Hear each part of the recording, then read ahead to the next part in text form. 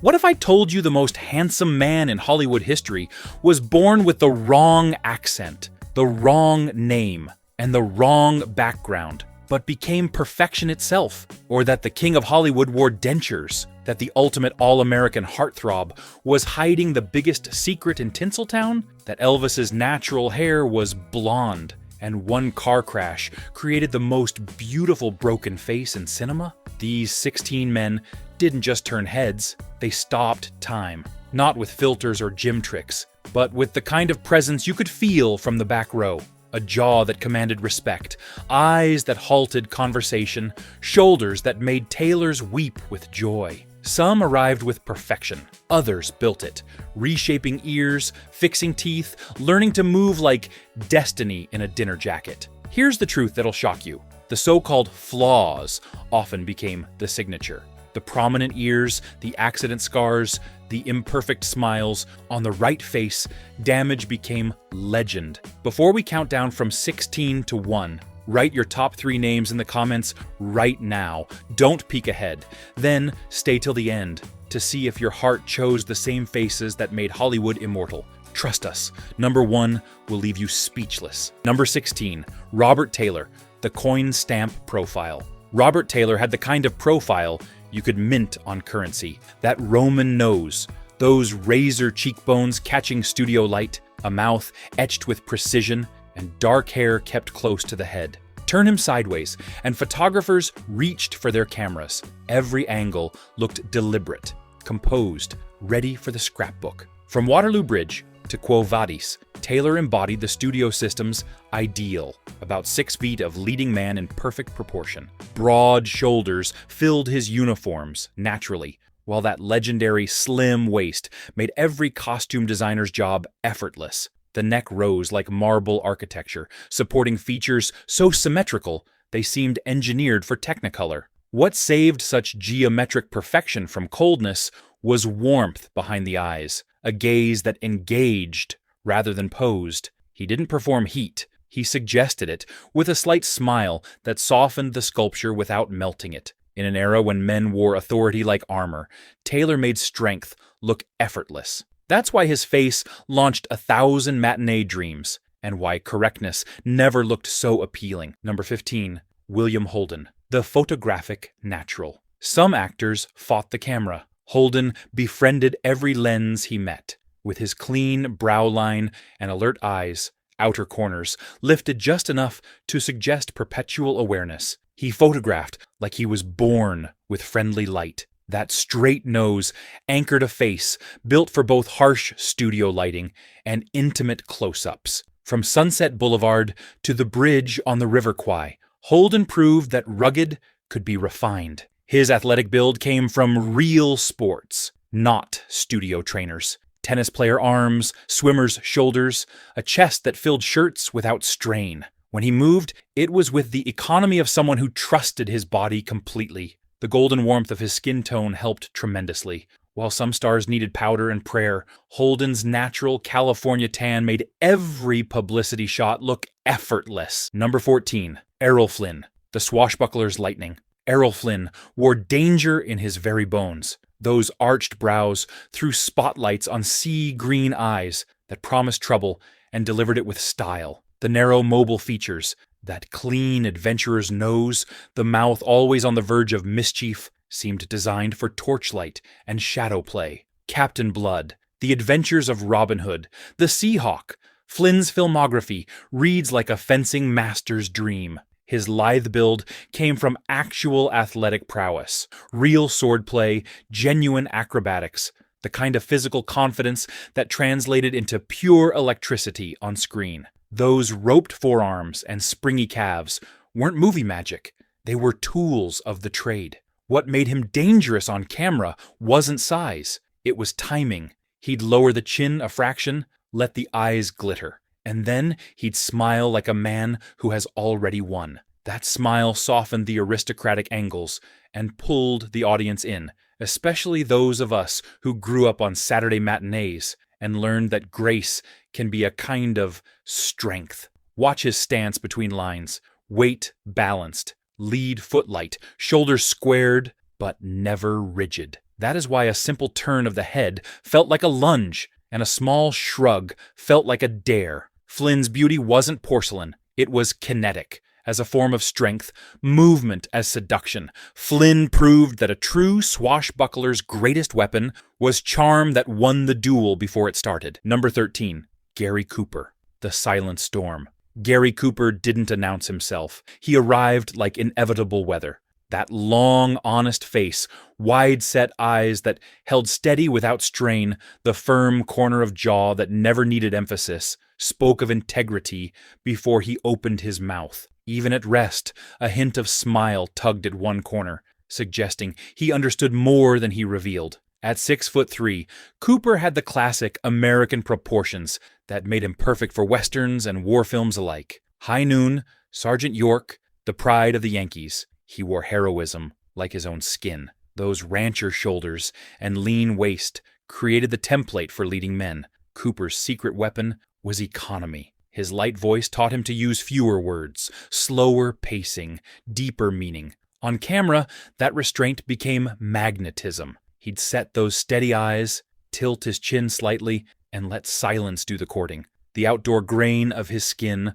sun-weathered at the temples, honestly lined, kept his beauty grounded in reality. Some actors chased the camera. Cooper simply waited, and it came to him. Number 12, Montgomery Clift, the beautiful wounded poet. Montgomery Clift's face was an invitation to feel something deeper. Those crystalline cheekbones caught light like cut glass, while his wide, expressive eyes made every close-up feel like a shared secret. The unusually full mouth gave every half-smile unexpected tenderness, creating a new kind of leading man, beautiful but breakable. A place in the sun, from here to eternity, Red River. Clift brought psychological complexity to roles that might have been merely heroic. His compact, almost delicate build read as sensitivity rather than weakness. While other stars projected invulnerability, Clift suggested that strength could coexist with vulnerability. After his accident, the slight balance that marked his features only deepened his appeal. The new lines added history to his beauty, proving that character could enhance rather than diminish it. Clift demonstrated that in the right hands, damage could become ART, and that perfect isn't always perfectly even. Number 11, Rock Hudson, the studio system's masterpiece. Rock Hudson was everything the Dream Factory ordered. Tall, broad, and built like American optimism itself. That square-cut jaw anchored a face designed for CinemaScope, while deep-set eyes under strong brows suggested strength tempered with kindness. The generous mouth, when it broke into that famous grin, transformed imposing into irresistible. Giant pillow talk, all that heaven allows. Hudson's filmography showcased his range, but his physical presence was the constant. Those linebacker shoulders tapered to an athlete's waist, creating the clean taper that made suit designers weep with gratitude. Even at just over 6'4", he moved with surprising lightness, like someone who'd learned to dance before he'd learned to intimidate. Hudson's trick was making magnificence feel safe. That steady presence could anchor romantic comedies and epic dramas with equal authority. The camera loved his stillness. He didn't need to gesture or posture because the architecture of his face did all the work. In an era of manufactured stars, Hudson felt like the genuine article. American confidence carved in marble and taught to smile. Number 10, Tab Hunter, the Golden California Dream. Tab Hunter looked like summer had learned to wear a tuxedo. That clean, sunlit blonde hair caught halos under any light, while ice-blue eyes turned intelligent and warm when he smiled. The straight nose and neat jaw created a face that suggested tennis club summers, outdoor aristocracy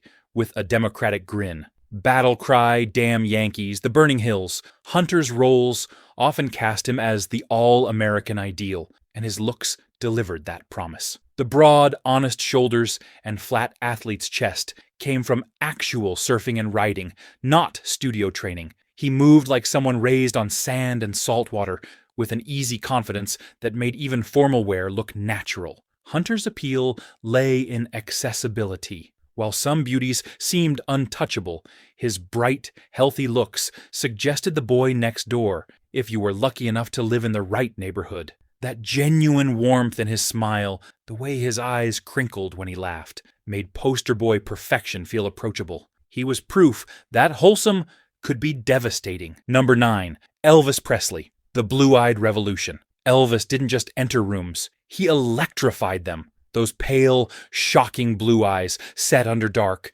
carefully groomed brows, created instant contrast that cameras couldn't resist. He understood his power and amplified it. Jet black hair combed high, for contrast, to frame those eyes like lightning in a storm cloud. Love Me Tender, Jailhouse Rock, King Creole. Even Elvis's early films couldn't contain what he brought to the screen. That broad chest and those famous hips weren't just for show. They were instruments of a new kind of masculine expression. The way he coiled energy in stillness, then released it in movement, changed how audiences expected their leading men to behave. Movement was Elvis's signature. He could stand utterly motionless, and the frame would hum with potential energy. Weight on the ball of one foot, shoulders relaxed but ready. Those long fingers drumming invisible rhythms. Then a small break in that sculpted mouth, and it all detonated into pure charisma. He proved that beauty could be dangerous, and danger could make hearts race in darkened theaters. Number 8. Gregory Peck, the moral authority. Gregory Peck looked born to deliver verdicts and defend justice. That high, noble forehead, those straight, unwavering brows, and deep-set eyes that seemed to weigh everything they saw. Here was a face built for righteousness. The long, unapologetic nose and firm mouth completed a portrait of integrity that Hollywood had been waiting for. To Kill a Mockingbird, Roman Holiday, The Guns of Navarone. Peck's roles often cast him as the moral center of his films, and his presence made that believable. Tall and square-shouldered, he carried himself with the kind of bearing that made others straighten their spines. His clothes didn't just fit, they seemed to recognize authority when they met it. Up close, Peck's imposing features revealed unexpected warmth. The eyes carried genuine kindness when they focused on a scene partner. The lines at their corners spoke of laughter, earned, not performed. He could tilt his chin fractionally when listening, and suddenly, that monument became a man you'd trust with your life. Some stars flirted with the camera. Peck made it want to be better. Number 7. Robert Redford, the Sundance Kid's grin. Robert Redford looked like the American West had learned to smile and decided it liked the feeling. That honest, sun-touched blonde hair and clear lake blue eyes suggested wide-open spaces and infinite possibility. The straight nose and clean jaw, dusted with genuine outdoor grain, created a face that belonged on horseback or sailboat with equal conviction. Butch Cassidy and the Sundance Kid, The Sting, The Way We Were. Redford's filmography reads like a masterclass in charismatic American masculinity. The broad, capable shoulders and tight waist came from real athletic prowess, while his easy stride suggested someone equally comfortable in boardrooms or wilderness. Clothes behaved for him the way they should, but rarely do. Redford's secret was the balance between strength and playfulness. He could lower his chin and focus, transforming Golden Boy into steel, then let that crooked smile surface and become irresistible again. The combination of outdoorsman competence and metropolitan sophistication made him the perfect leading man for audiences who wanted their heroes complex but never cynical. Number 6. Marlon Brando, the method's magnificent beast. Marlon Brando didn't look at cameras, he challenged them to keep up. Those heavy-lidded, dangerous eyes set under a commanding brow turned every glance into a test of wills. The straight, proud nose and that sculpted mouth, full upper lip, generous lower lip, created a face that seemed to generate its own weather system. A streetcar named Desire on the waterfront. The Wild One. Brando's early performances redefined what masculine beauty could be. That thick neck rising from dock worker shoulders. The broad chest that made t-shirts iconic.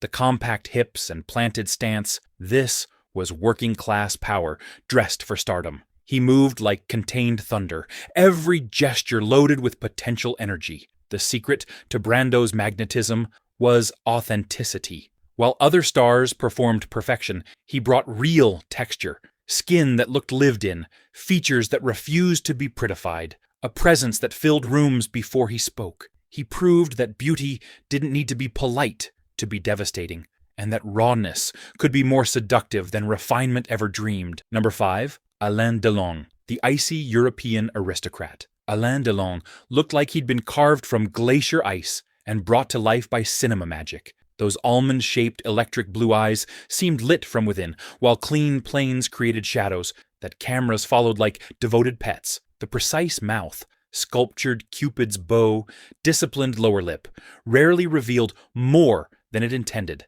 Purple Noon, Le Samouraï, The Leopard. Delon's European filmography showcased a different kind of masculine beauty, colder, more remote, infinitely more dangerous. His lean, precise build moved through scenes like a blade through silk. Every gesture was calculated, every glance was currency, every smile was a negotiation. Delon's power was in restraint. He could pivot his chin slightly, lift his eyes fractionally, and drop the temperature of entire scenes. While American stars wooed audiences, studied them, decided what they were worth, then either blessed them with attention or froze them out completely. He proved that desire could be as much about distance as proximity. Number 4. Tyrone Power, the swashbuckler's perfect storm. Tyrone Power possessed even proportions so complete it seemed mathematical. That clean forehead, those perfectly balanced brows, the bright, steady eyes that never hurried or panicked. Here was a face that understood its own perfection and wore it lightly. The straight-line nose and confident jaw created a profile that could sell movie tickets from lobby card photographs alone. The Mark of Zorro, Blood and Sand, The Black Swan. Power's adventure films showcased not just his fencing skills, but his natural grace. Years of athletic training created a body that moved like poetry. Balanced shoulders, disciplined waist, legs that could spring into action or pose for portraiture with equal elegance. He wore period costumes like they'd been designed centuries early, just waiting for him. Up close, Power's authority melted into irresistible charm. Those bright eyes held without strain, the mouth tipped into that famous half-smile that promised mischief without malice. He could lean slightly toward a scene partner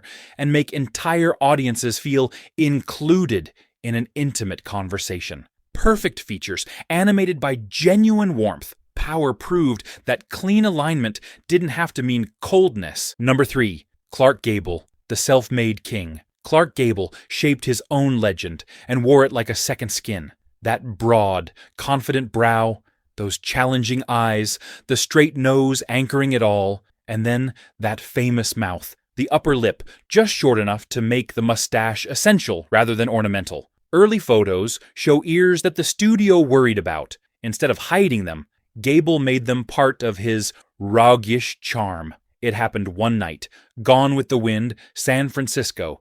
Gable's filmography defines American masculinity for entire generations. That boxer's chest over the legendary 32-inch waist. Those broad shoulders that made suits look grateful. The easy confidence that turned simple gestures into statements. This was movie star authority made flesh. Gable's magnetism came from ownership. He took what might have been flaws, the ears, the lip line, the slightly rough features, and made them signature elements of an irresistible whole. That grin, climbing higher on one side, suggested he knew secrets worth sharing. He didn't just play the king of Hollywood, he built the crown and placed it on his own head. Number 2. Paul Newman, the blue-eyed furnace. Some eyes are blue. Paul Newman's looked like they generated their own light. Set under straight, honest brows, those irises carried an electric clarity that could cool or heat a scene depending on his mood. The clean cheekbones,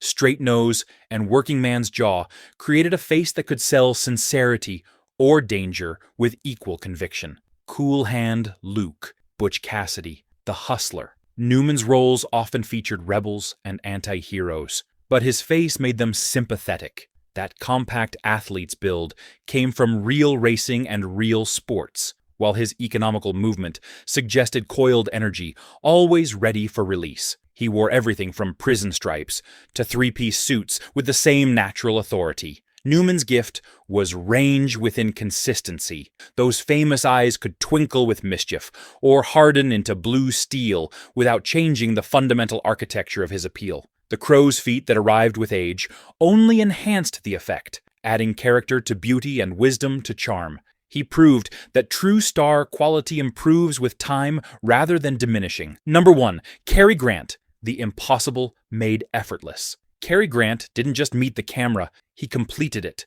Start with mathematical perfection. Smooth forehead, intelligent brows, warm brown eyes that never rushed their responses. Add that aristocratic nose, the generous mouth that could switch from sly to sincere instantly, and that famous chin cleft. The smallest detail turned handsome into unforgettable. North by Northwest, an affair to remember. His Girl Friday. Grant's filmography spans decades and genres because his appeal was universal. Those perfectly proportioned shoulders, the elegant neck that made bow ties seem essential, the disciplined waist that turned every jacket into sculpture. Here was the template that countless leading men would try to copy. But Grant's true genius was movement. Years of acrobatic training taught him to glide rather than walk, to make every gesture seem both spontaneous and inevitable. He could pivot on one foot and turn an entrance into punctuation, lean toward a co-star and make intimacy fill the screen.